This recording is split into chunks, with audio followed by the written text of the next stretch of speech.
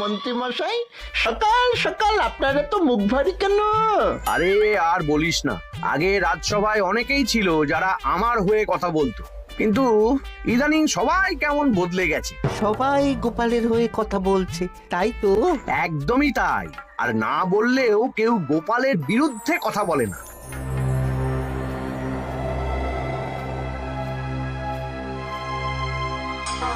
কি মন্ত্রী মশাই, আজকাল তো আমার কথা আর মনেই পড়ে না, ভুলে গেছেন নাকি? আরে না না ভগবান, তুমি হলে আমার তুরুপের তাস। ঠিক সময়ে ঠিক সুযোগ এলে তোমাকেই ডাকবো। একটু দেখবেন। হ্যাঁ, আরে নিশ্চয়ই নিশ্চয়ই। এই চলি রে, আবার রাজসভায় যেতে হবে।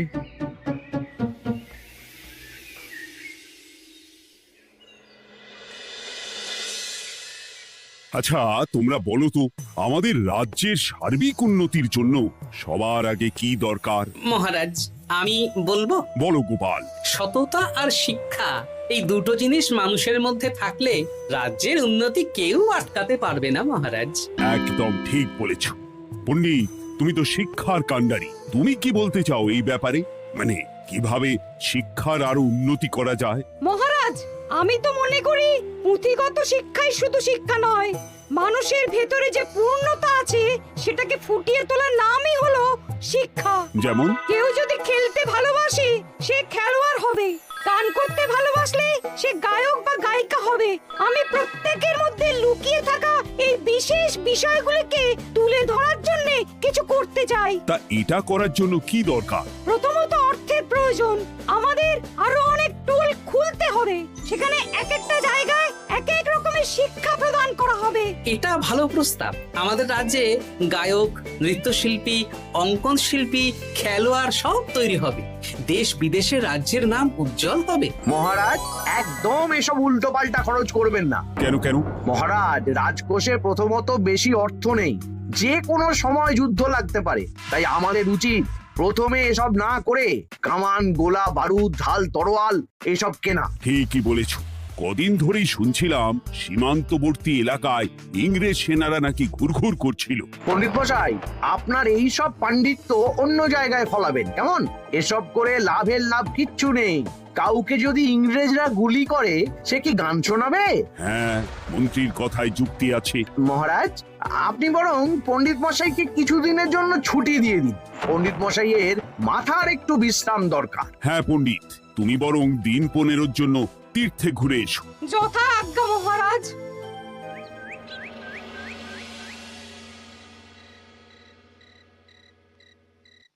শোনো ভগবান, সকালেই তুমি কাজের কথা বলছিলে, আমি এমন ছক কষেছি কালকে থেকেই তোমার জন্য একটা ভালো বেতনের কাজ জোগাড় করে দেব। শুধু যা বেতন পাবে তার অর্ধেক আমাকে দিতে হবে, কেমন? রাজি রাজি। কি কাজ বলুন? শোনো, বাহ বাহ, দারুণ দারুণ, হয়ে যাবে কাজ।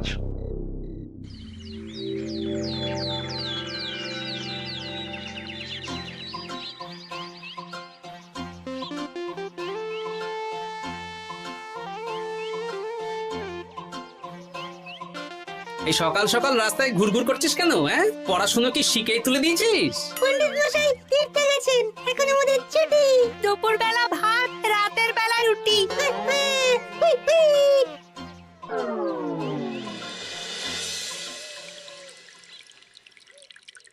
মহারাজ, গতকাল পণ্ডিতকে ছুটি দিলেন আর আজ পাঠশালার সব ছাত্রছাত্রী সকাল থেকে ঘুরঘুর করছে। এ কি, তাহলে তো মুশকিল। মুশকিল আসান করার রাস্তা আমার কাছে আছে মহারাজ। আমার সন্ধানে এমন একজন পণ্ডিত আছেন যিনি বহু ভাষাবিদ, অনেক পাণ্ডিত্য, দেশ বিদেশে শিক্ষাদান করেছেন। কিন্তু তাকে আমরা পাবো কোথায়? তিনি কৃষ্ণনগরে ঘুরতে এসেছেন, শুধু ওনাকে বেতনটা একটু বেশি দিতে হবে। এবং তিনি এই রাজ্যের যে কোনো মানুষের চেয়ে বেশি শিক্ষিত, তার পড়ানোর ধরনই আলাদা। সে কোথায়? আমি তাই ওনাকে আজকে রাজসভায় আসতে বলেছি। মহারাজ, আপনার সাথে একজন দেখা করতে এসেছেন। দেখুন মহারাজ, বলতে না বলতেই হাজির। ওনাকে ভিতরে আসতে বলো। আচ্ছা মহারাজ।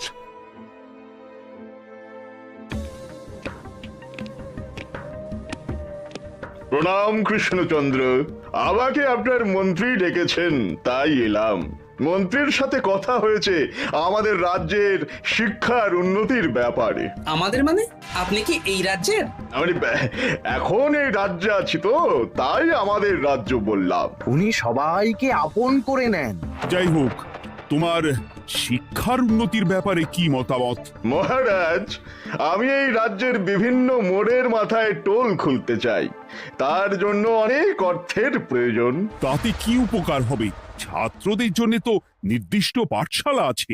যখন শত্রুরা আক্রমণ করতে আসবে তখন তারা দেখবে রাস্তার মোড়ে মোড়ে টোল, মোড়ে মোড়ে টোল। তারা বুঝতে পারবে এখানে সবাই শিক্ষিত।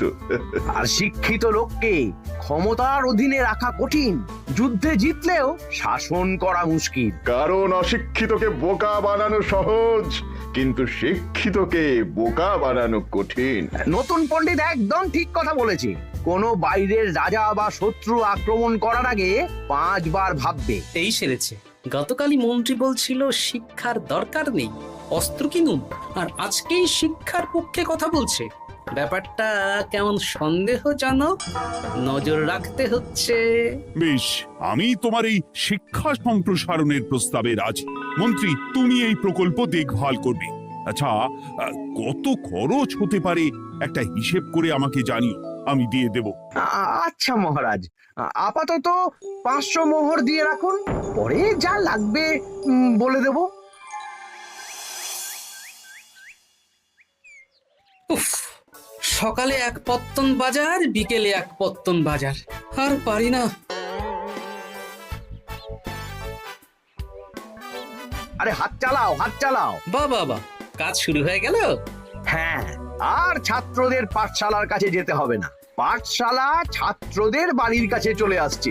যেখানে সেখানে পাঠশালা। এ তো যেখানে সেখানে শিক্ষা। ঠিক বলেছো। আজ থেকে আমি আর নতুন পণ্ডিত চালু করছি। ধরো শিক্ষা, মারো পেরে। শিক্ষাকে ছাত্রছাত্রীদের মধ্যে গেঁথে দিতে হবে। এতদিন জানতাম ধরতক্তা মার পেরে, এখন বদলে যাবে। কিন্তু একটা পণ্ডিত এতগুলো পাঠশালা একা সামলাবে কি করে? খেপে খেপে।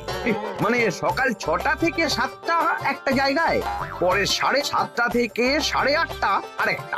এইভাবে বিভিন্ন জায়গায় পণ্ডিত ঘুরে ঘুরে শিক্ষাদান করবেন। না, ব্যাপারটার উপরে মহারাজকে নজর রাখতে বলতে হবে। মহারাজ, আমার মনে হয় এই পাঠশালায় আগামীকাল থেকে কেমন পড়াশোনা শুরু হবে, আপনার সেদিকে একটু নজর রাখা উচিত। হ্যাঁ, দেখি আগামীকাল সকাল সকাল বিভিন্ন পাঠশালায় গিয়ে নজর রাখবো। আর হ্যাঁ, আমাকে নতুন পণ্ডিত একটা তালিকা দিয়েছে, কোন পাঠশালায় কখন পড়াবে সেটার তালিকা। আমিও যাব আপনার সাথে।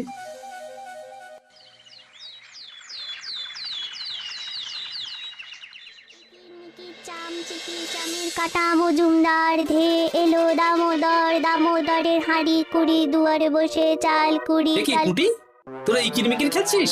নতুন পণ্ডিত কোথায়? উনি তো এই মাত্র দক্ষিণের পাঠশালায় গেলেন। ন্যাপলা আর গুলটে আজ থেকে ওখানেই গেছে। ওদের দুজনের বাড়ি কাছাকাছি তো, তাই। আচ্ছা চলো তো গোপাল, দক্ষিণেই গিয়ে দেখি।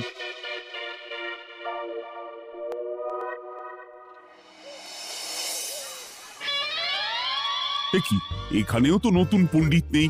নতুন পণ্ডিত মশাই আমাদের একের নামটা মুখস্থ করতে দিয়ে চলে গেলেন। একের নামটা? এসব কি হচ্ছে? শিক্ষার নামে অর্থের জলাঞ্জলি মহারাজ। না, আজই রাজসভায় এর বিচার হবে। মন্ত্রী, আমি যা দেখলাম তাতে শিক্ষা তো কদিন পরে লাটে উঠবে। আমার এক ভাগ্নি তো আজ পাঠশালায় গিয়ে লুকোচুরি খেলেছে। নামমাত্র পড়াশোনা আর বাকি সময় খেলা, এভাবেই বয়ে গেল বেলা। মন্ত্রী, এই তোমার নতুন পণ্ডিতের দৌড়। মহারাজ, একজনের পক্ষে এতগুলো পাঠশালায় শিক্ষাদান তো সম্ভব নয়। তার জন্য তো আরো পণ্ডিতের প্রয়োজন, আর তার জন্য চাই আরো অর্থ। আবার অর্থ? শুধু মহারাজের অতিরিক্ত অর্থ খরচ হবে বলে আমি আগে এই প্রস্তাবটা রাখিনি। বেশ, তা আর পণ্ডিত কোথায় পাবে? আমাদের নতুন পণ্ডিতের কাছে অনেক পণ্ডিতের সন্ধান আছে। উনি একটা হাঁক মারলেই সব চলে আসবে। বেশ, তাহলে তাই ব্যবস্থা করো। এভাবে শিক্ষার অবনতি আমি চোখে দেখতে পারবো না। আরো 300 মোহর লাগবে। পেয়ে যাবে। এ তো দিনে দুপুরে ডাকাতি। ব্যাপারটা ধরতে হবে। কিছু একটা ঘোট তো আছেই। আর নতুন পণ্ডিতদের যদি কোথাও একটু থাকা খাওয়ার ব্যবস্থা করা যায় তাহলে ভালোই হয়। রাজবাড়ির অতিথিশালা তো আছেই, ওখানেই না হয় ব্যবস্থা করে দেব।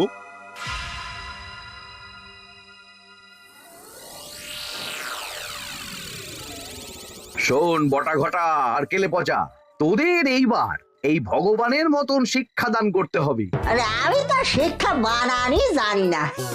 সে না জানলেও হবে, শুধু দাড়ি গোফ লাগিয়ে নকল পণ্ডিত সেজে কালকে থেকে পাঠশালায় যেতে হবে। কাকে কোথায় যেতে হবে সব আমি বুঝিয়ে দেব। আচ্ছা,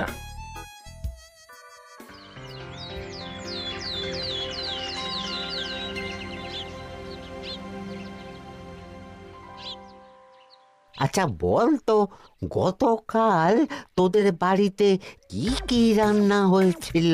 ভাত, মসুর ডাল আর লাউ ঘন্ট। লাউ ঘন্টের মধ্যে চিংড়ি ছিল? না, তা আজকে কি রান্না হবে? আজকে সকালে বাবা বাজার থেকে পাকা কাতলা এনেছে। কাতলা মাছের পাতলা করে ঝোল হবে। আর তোর?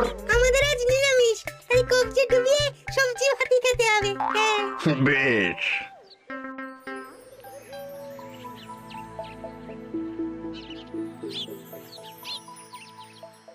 বল, আজকে তোরা কি কি শিখলি? আমি লাউ ঘন্ট। আমি সবজি ভাত। আমি কাতলা মাছ। কি বলছিস কি? আজকে তো পাঠশালায় এই সব আলোচনাই হয়েছে। এবারে ব্যাপারটা একেবারে সহ্য সীমার বাইরে চলে যাচ্ছে। দাদু, আমাদের আগের পণ্ডিত মশাই ভালো ছিলেন। উনি কোথায় চলে গেলেন? মন্ত্রী মশাই ছলে বলে কৌশলে ওনাকে তীর্থে পাঠিয়েছেন। না, এখন আমাকে মন্ত্রী মশাইয়ের উপরে নজর রাখতে হবে।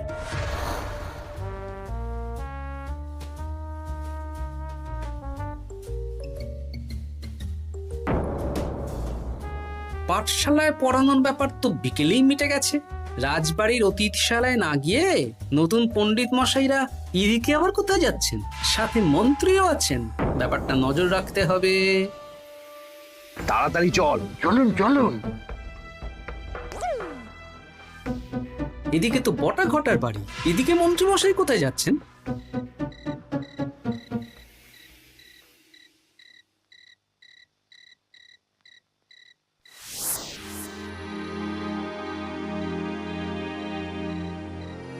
তারপর তোমরা সবাইকে কি শিক্ষা দিলে? শিক্ষে স্যার আমাদের শিক্ষা নেই, চুরি করে দিন চলে। আমি কি করে শিক্ষা দেব? আরে ছাইপাশ দাড়ি গোঁফ থাকলে কি কুটকুট করে। তা বলেছিস বটা। আরে আরে আহারে করছিসটা কি? ভালো রোজগার পাতি কি তোদের সহ্য হচ্ছে না নাকি? ভগবানকে দেখ, সেই কবে থেকে দাড়ি গোঁফ লাগিয়ে পণ্ডিত মশাই সেজে আছেন। আমারও প্রথম দিন একটু সমস্যা হচ্ছিল, এখন সামলে নিয়েছি।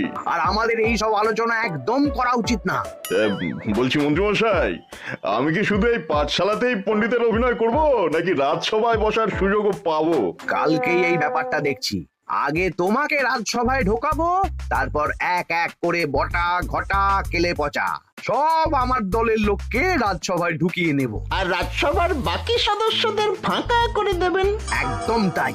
মহারাজ সহজ সরল মানুষ, এটাই একটা বড় সুবিধা। আচ্ছা, এই ব্যাপার। ঠিক আছে, আমি কদিন পরে ঠিক সময়ে একদম হাটে হাড়ি ভাঙবো।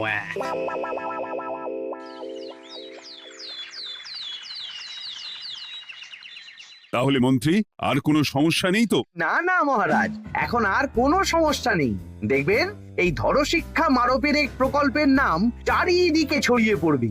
আমার তো মনে হয় একটু পাঠশালাতে বিজ্ঞান নিয়েও আলোচনা করা উচিত। হবে হবে, সব হবে। এখনো সব বাচ্চারা অজ্ঞান হয়ে আছে। আগে শিক্ষায় জ্ঞান ফিরুক, তারপরে না হয় বিজ্ঞান নিয়ে আলোচনা করবে। বিজ্ঞানী তো প্রস্তাবটা খারাপ রাখেনি। তুমি কি বেশি বোঝো? তাহলে তুমিই তো বিজ্ঞান শেখাতে পারো। আমি কবিরাজি শিক্ষা দান করতে পারবো। তোমার কবিরাজি শিখতে কেউ রাজি নয়, চুপ থাকো। আহ, দেখাই যাক না বাচ্চারা কেমন শিক্ষা লাভ করে। মহারাজ, বলছি কি, আমাদের পণ্ডিতের আসনটা তো ফাঁকাই পড়ে আছে। এখন যখন নতুন পণ্ডিত এসেই গেছেন, তাহলে ওই জায়গায় ওই তো বসতে পারে। কিন্তু পণ্ডিত তো তীর্থে গেছে, অবশ্য কদিন পরেই ফিরে আসবে। ও আসুক, তারপর না হয় আলোচনা করে একটা সিদ্ধান্ত নেব। পণ্ডিত মশাই না হয় এসে পুজো পাঠটাই করুক, কিন্তু রাজসভা এরকম ফাঁকা থাকলে কেমন একটা লাগে। বেশ, তাহলে তাই হোক। কালকে থেকে নতুন পণ্ডিত আমাদের পুরনো পণ্ডিতের জায়গায় বসবে।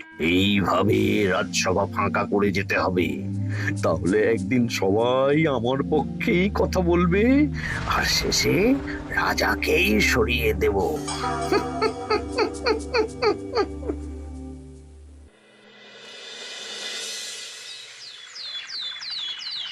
মহারাজ, সর্বনাশ হচ্ছে চারিদিকে।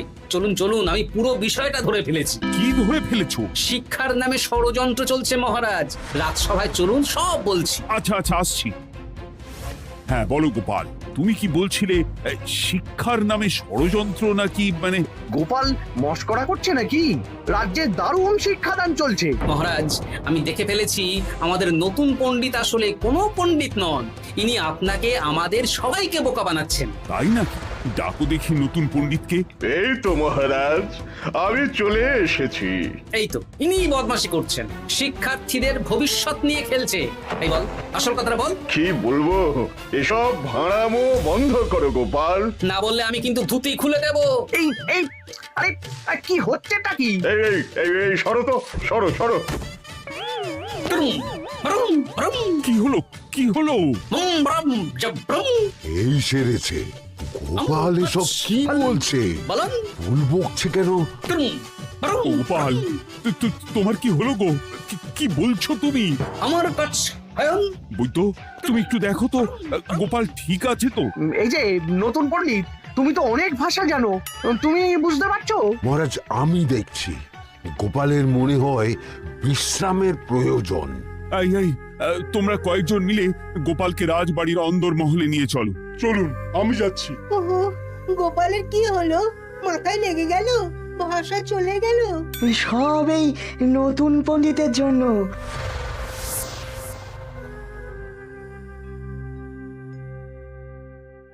ভাল খাচ কাচ হায়ন মাস্টার কাচ।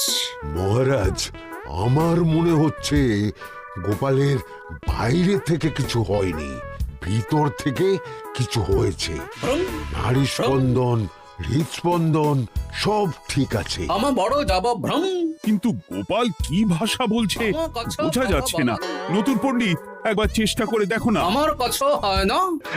এসব তো আমি কিছুই বুঝতে পারছি না মহারাজ। আপনি যে এত দেশ বিদেশে ঘুরেছেন, আপনি বুঝতে পারছেন না? এ আমার এখতিয়ারের বাইরে। তোমার বাকি পণ্ডিতদের নিয়ে আসো তো, যারা পাঠশালায় পড়ায়। আমি বুঝতে পারছি না, বটা ঘটা কেলে পচা কি বুঝবে? আমার বড় যাব ভ্রম। চপ করো ঘট, নল খাবো মরব।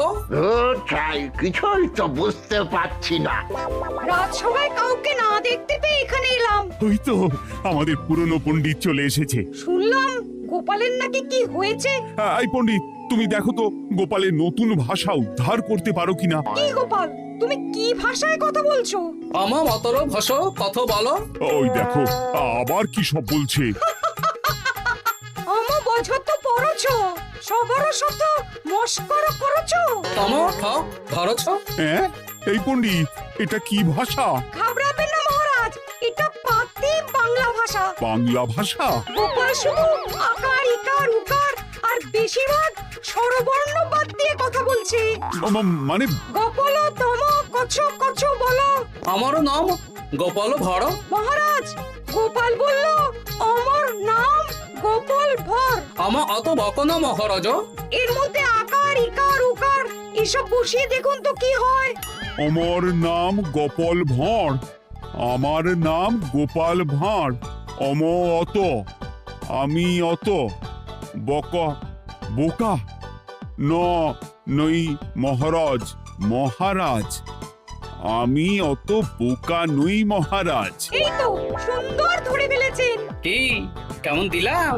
দেখলে আমাদের রাজ্যে মন্ত্রী ধরে আনা পণ্ডিতের পাণ্ডিত্য। হ্যাঁ, সব এক একটা গাধা।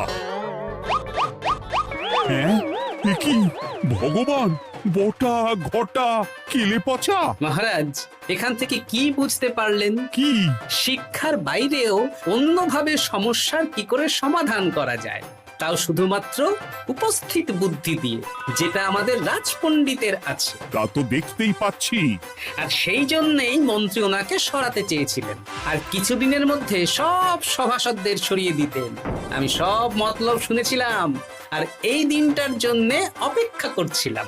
আজকেই তো পণ্ডিতের তীর্থ থেকে ফিরে আসার কথা। তাই আজকে এই ছোট্ট নাটকটি করলাম। এবার মন্ত্রী আর এই 4 জন নকল পণ্ডিতকে আচ্ছা করে কারাগারে গিয়ে ধোলাই দাও। ধোলাই হলো ওনাদের জন্য উপযুক্ত এবং উচিত শিক্ষা।